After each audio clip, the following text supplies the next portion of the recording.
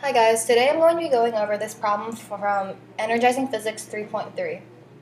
So in the problem we're given that Joanna pushes a 10 kilogram block across a distance of 6 meters on a ramp.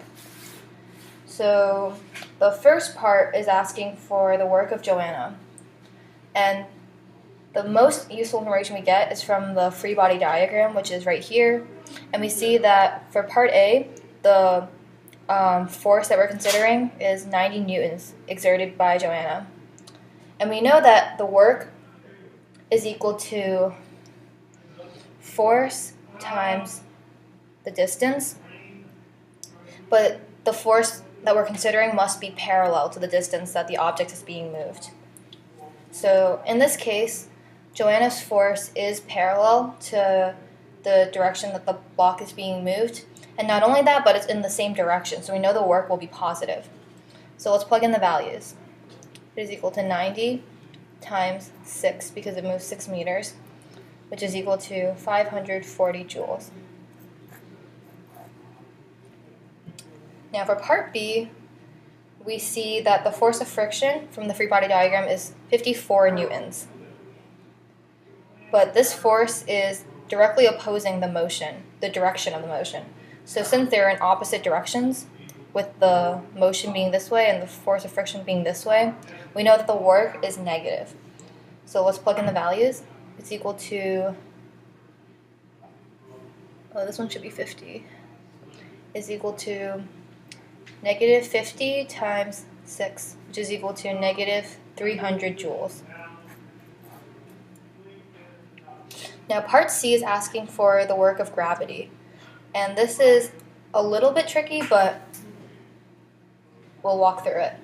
So it's given that the overall force of gravity is 100 newtons. But this direction is not the same as the direction of the motion. But luckily, we have the components of the force of gravity. So there is one component that is normal to the ramp, and one component that is parallel with the direction of the motion. So we're using this component because the equation for work accounts for forces that are in the same direction. So work of gravity, since it's like friction, it's opposing the motion, it's going to be negative. And this is equal to about negative 200 joules. Now we look at the work of ramp. So the ramp has a force that is equal to 94 newtons, but this is a trick question because this force is perpendicular to the direction of motion. Since the direction of motion and the force are perpendicular, it means that the net work is equal to 0 joules.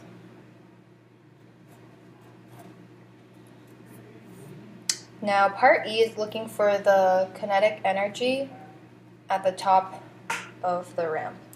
So we have our equation that E1 plus work is equal to E2. There's no energy at the first point, so we can cross it off because there is no velocity, so there's no kinetic energy. There's also no EPE because there's no spring involved, and then there's also no GPE because we set our reference height where the box starts at 0. So the work's being done. E2 is equal to work of Joanna plus work of friction plus work of gravity. Now, some of you might be wondering, why don't we count the GPE at the top? Well, this is because we already account for it by using work of gravity.